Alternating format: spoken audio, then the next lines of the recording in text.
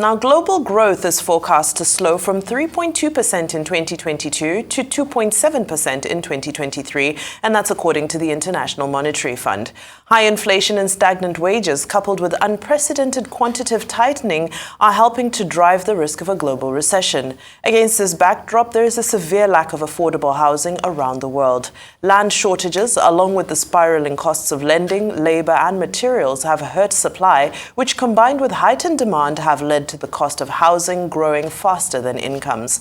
According to UN Habitat, by 2030, the world needs to build 96,000 new affordable homes every day to house the estimated 3 billion people who will need access to adequate housing. Kolade Adepoju is MD and CEO of Real Homes, a real estate company that specializes in solving the housing problem in Nigeria, Africa, and beyond. And he joins us now. Welcome to the show. Thank you. Now, let's get straight into it. We see the rate of real estate development locally, and it's impressive, but then you look at, the cost of living and what the economy is going through, and it doesn't seem to correlate. Can you give us a little bit of insight into what's happening in the industry, and do people really have the money to build these homes and buy these homes?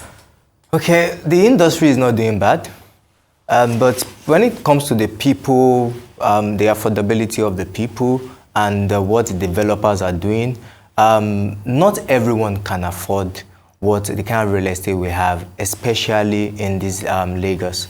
So let me give you an example. The developers are having issue when it comes to the hike in price of things, materials and all.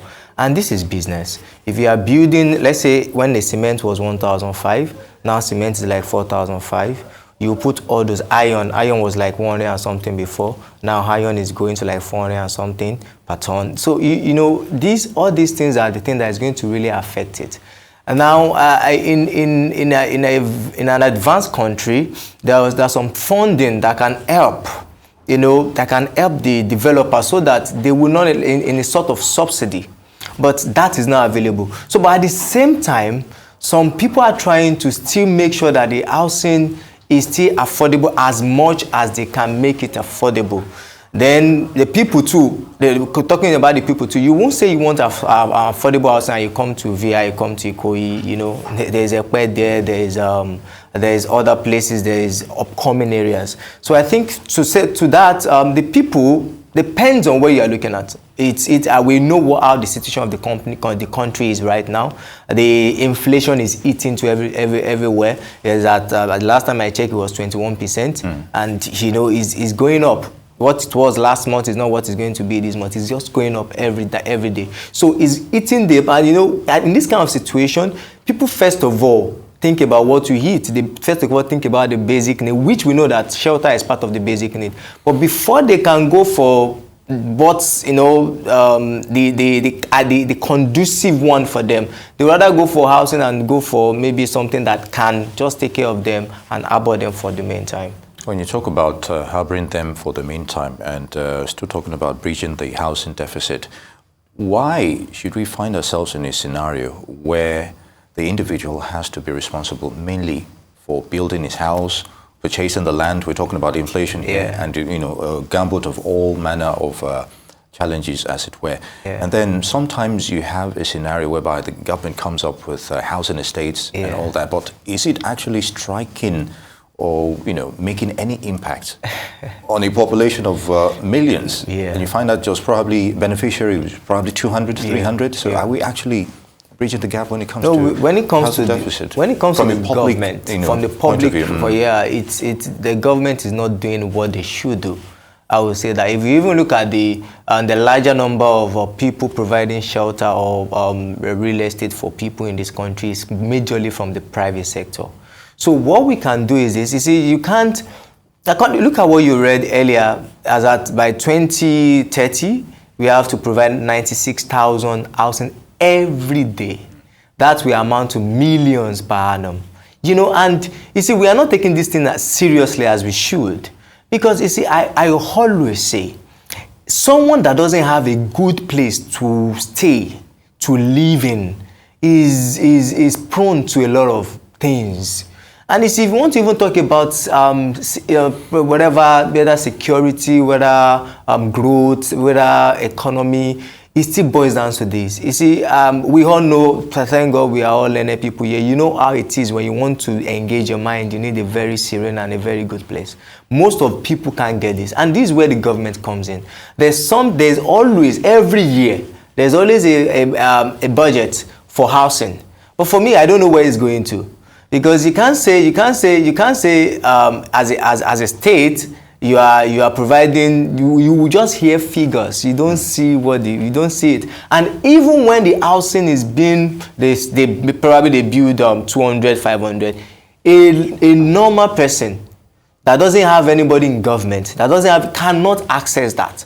They will still share it up. So I think for me, I believe that governments still have a long way to go when it comes to this.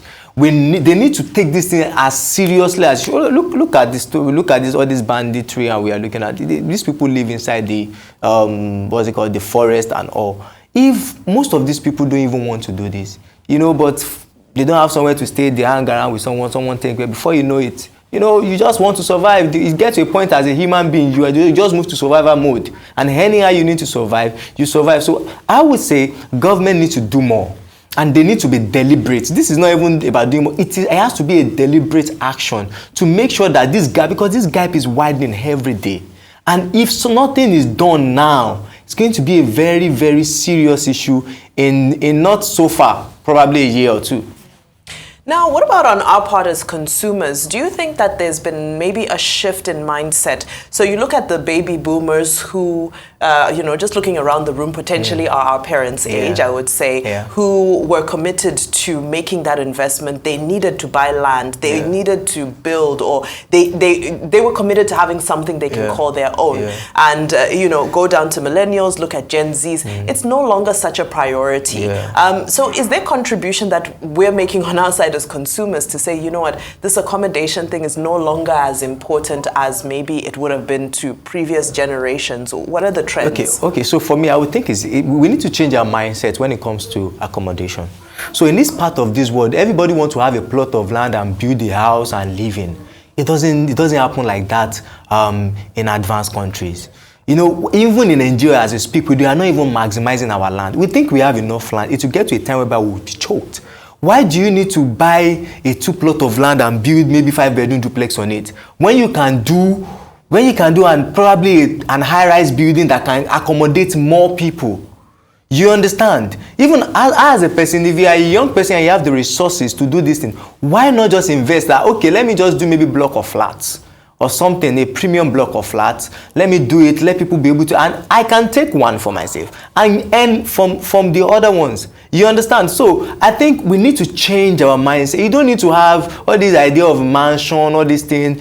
At least there will be a time whereby you can do that. But at least when you are starting life, you need to understand that a 2-bedroom flat in a very good environment is best than you saying that I now want to go and buy land, because I must tell you, there are a lot of things that comes with that. Yes, if I may come in, Kolade, yes, we're also seeing a lot of your colleagues investing in, block of flats, but when you come to, when you take a realistic look at the type of buildings, it's far out of the reach of most people out there. Okay. And then it brings up the issue, I've asked colleagues of yours as well every now and then, the issue of our mortgage institutions. The last guy that was here said it's virtually non-existent. So if we're talking about subsidies in other countries to help at least people get affordable housing, and like you said, the gap is ever widening, and we're not seeing proactive. So when you talk about mortgage, so someone called in other countries, it's still viable. But we find ourselves in this country. We hope that one day we'll get it right. Mortgage is not something that should be a luxury. We can't say it's not existing. It is, but it's still for some set of people. An average person cannot go to a mortgage. Do you even know where the mortgage institutions are? That's the first thing. Question. You understand? You don't even know. Some people don't even know that there's something like mortgage. These are the things that should be the way healthcare is everywhere. That's the way mortgage should be for everybody. If you go to UK today, so when I see people go to UK and maybe all this, I just got my car. I don't see it as something really, because over there with just $500, $1,000 you can pay, and if you want to go into mortgage, there's payment plan for everything. Even mortgage, you just pay maybe like 15%, and you move in, you can pay for as long. And but if I may come in again, I'm so sorry. No, go for it. How can we replicate that in the private setting regarding real estate as well? Now we can, but this is capital intensive. What mortgage does is that there has to be money somewhere. So, for example, now let's say Rare Homes. Now we want to do that kind of system. We need to have some billions whereby when people come, because the thing is, the house you move to, it will be built. The amenities that will be there, money will be used for it. So if you are saying that you want to do that in private, it's going to be a fantastic idea if the resources is there. But now, as a developer, as a real estate player, you have other things that you have to do. You understand? It will come to a time. It will come to a time as a business person, you tell yourself that, man, let me just go for what works. You may have a burden in your heart, but before you get to that, before you can provide a solution to that burden, you must first survive as an organization. So it is possible to replicate that system in private sector if the government will permit that.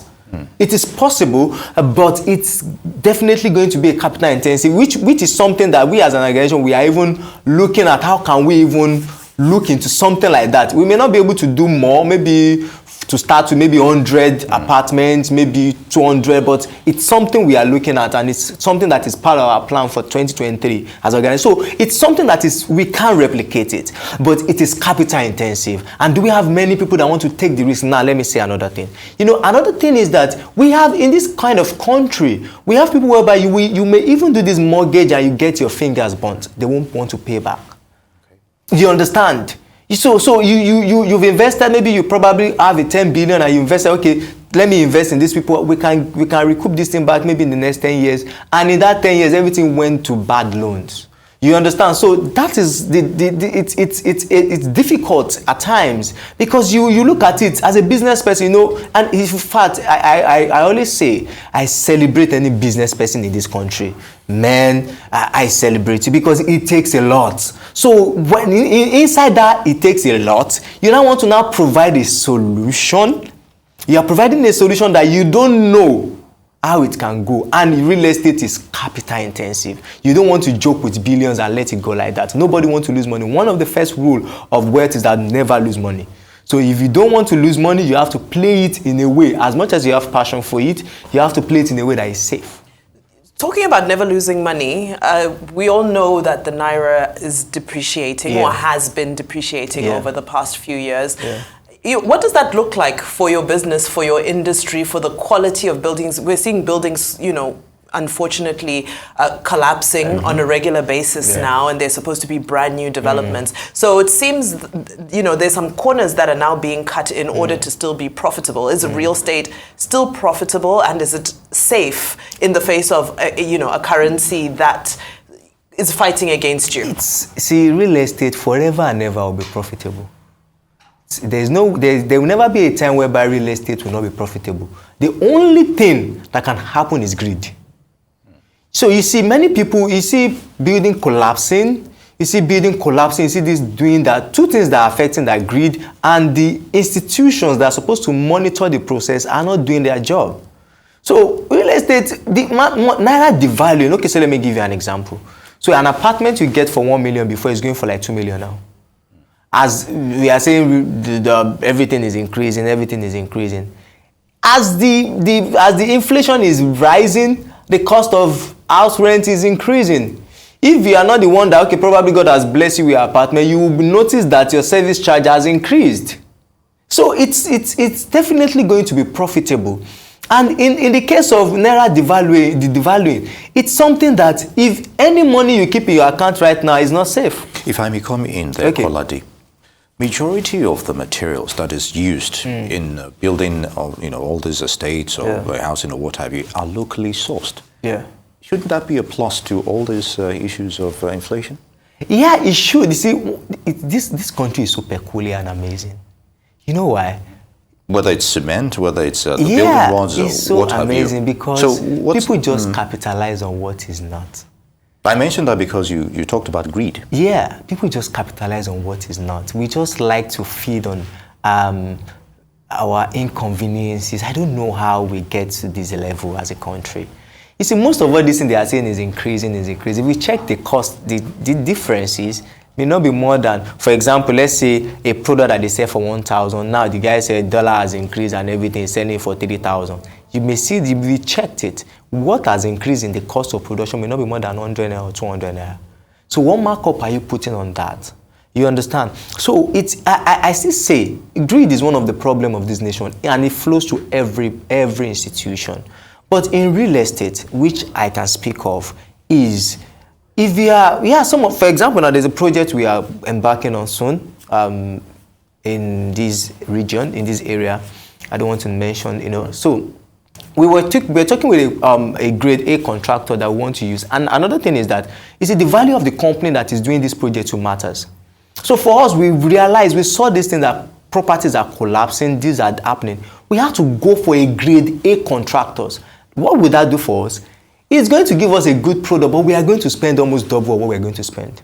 And now, in the long run, what we now do is that we will now to say, okay, do we choose between doing a substandard product and get more money, or doing a good product that will keep speaking for us, that in the next 40 years, 50 years, we'll still be there, and we'll make little, or we may not make much now, but eventually we'll make more. So many people are not optimistic. Many people are not futuristic in their thinking. They are just thinking of now. What can I get now? And if you are building, a builder don't think of now. If a builder is thinking of now, he will not work on the foundation as you ought to do. If you are thinking of the future, the durability of what you are building, you will make sure you pay attention, full attention to whatever you are building. So I believe that when it comes to include this locally sourced, okay, so the head of the team was telling us that even to the glass, we don't need to buy outside the country. So there are a lot of things. Even me, I didn't know that there's that quality of glass. It showed me one in their company. They are doing something in Ikoya. It showed me. I was amazed. This was done in Nigeria to tiles so it is just. And another thing is there is no regulatory body. I was about to ask. You took the words right out of my mouth. So there is no regulatory body in a sane country. You don't just wake up and say you want to increase your price. It's not that. It's not. You will not wake up. There will be meetings among the stakeholders to say that, okay, these are, and there will be research. That's why somebody that is just adding just 100 naira to his cost of production is increasing it to like 3,000 from 1,000 thereabout, and he's saying no, dollar has increased, and because nobody can see into it. A lot of people are exploiting us in this country because they can't see into people. There's no regulatory body. There's a particular amount this thing must get to. It can't move more than this. If we have all those things in place, I think even they will help our greed. Let me use that word. Definitely. We'll take the conversation further another time. Kolade Adepoju, CEO, Real Homes. It's good to have you with us on Thank you Newsday. so much.